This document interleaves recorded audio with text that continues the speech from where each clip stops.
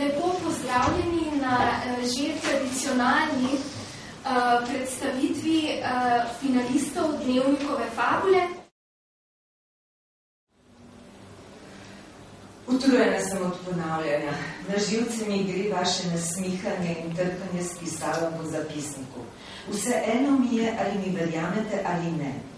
Moja sestra vas je izbrala za mojega advokata in upala sem, da bo našla človeka, ki si ne sega vsakih 5 minut v lase s slabo prikritim izrazom obupa na obrazu. Kaj me briga, če z mojim zagovorom ne morete pred poroto? Briga me, če se vam bodo smejali in bo vaša karijera šla po gobe.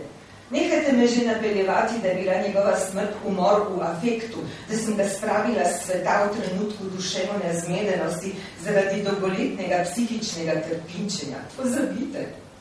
Bilo je tako, kot sem vam že 3-krat povedala. Egon ga je. Te zgodbe moram poudariti, da Mihaela Hojnik nikoli ni pisala nekako z namenom ustvariti si literarno ime, biti pisateljica. Te zgodbe so izrazit krik, avtorični krik.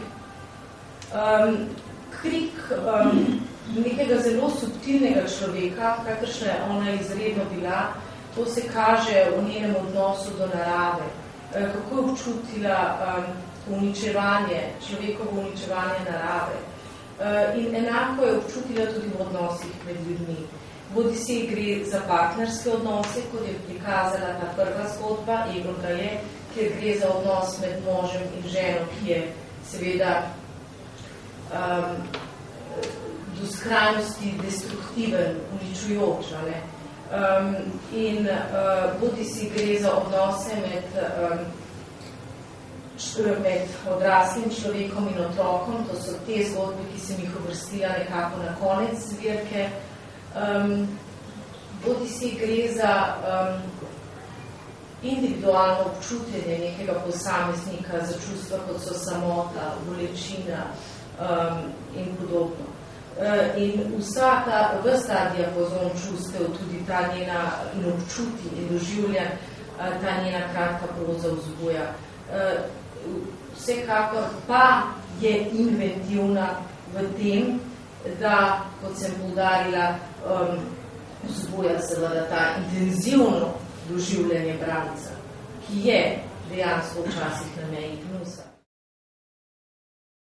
Vsi se v neki radi Aleksandrov Kolontaj, samo Stalinu je bila odveč.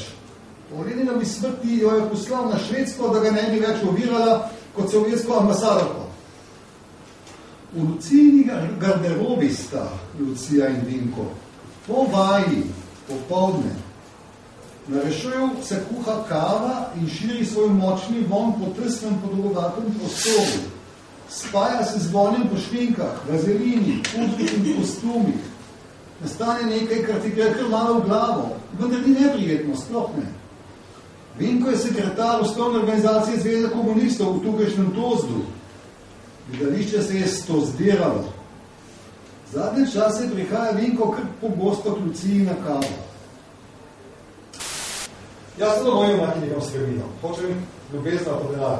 To je že posvajno. To vedno hoče enaki. Drom celo pravi, umetnik za to dela umetnost, da potem dobi denar in lepe ženske. To ni objavil, ampak je pisal pač. Svam delali to, ne? Zapisko bilo. Ampak je si telo frajda se. Da se malo naivno to zveni, ampak je pa zopet projekcija želi. Bistvo je, da te moji imati dve mogoče razlika, pohodinja vsako svoje ideje, kot njihove želje, pohodinja, niso tudi moje božje. To so vse kriminalne želje, na kriminalni način dobiti ta denar. Ali dobiti pozornost občinstva, to dela igralka, ki je najljubša, ki sem bral, ta Lucija, to mi je najljubša oseba, ker je zelo stopniča. Torej, mešavajo se mi situacije iz ene v drugo, ampak vedno je rim nekam, ker bom dobil zadovoljitev svojih želja. In tja ne pridem, zakaj ne pridem, ker sem nekje povinem, in to je mogoče malo drugače kot ljudje, da se pravi obzove in pride nekaj demoničnega. Ne vidim od desnega nekaj demoničnega, dejansko nekaj demoni pridejo. pa spet izginejo. In ti pokažejo tukaj mejo, ki čez trpeš. To je mogoče tista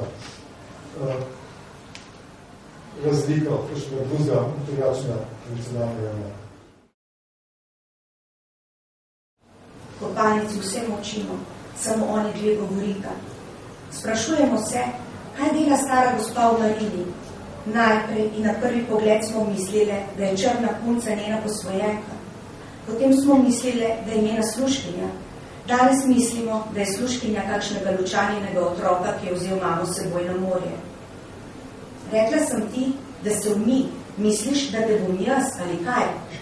Vsak ti nam pribije srce bolj v grlo. Vsaka lučana nam ga požene hitreje. Odločimo se, da žive ne gremo iz svojih kabin, dokler poročunavanja ne bomo več slišali. Zavlačujemo, gledamo svoje noge, svoje prsi, svoje trebuhe. Voda je pretiha. Lučana, obrni se, daj zadnjico pod tuš, dokler se ne umiješ, ne greva od to. Slišimo, kako lučana moči. Slišimo, kako se lučana obrača. Slišimo, kako lučani spodrsne. Slišimo, kako lučana pada. Slišimo, kako lučana obleži. Zelo močno je prisotna v tvojih zgodbah tudi ironija, tako v jeziku, kot recimo v situaciji zbodeš s kako bodico.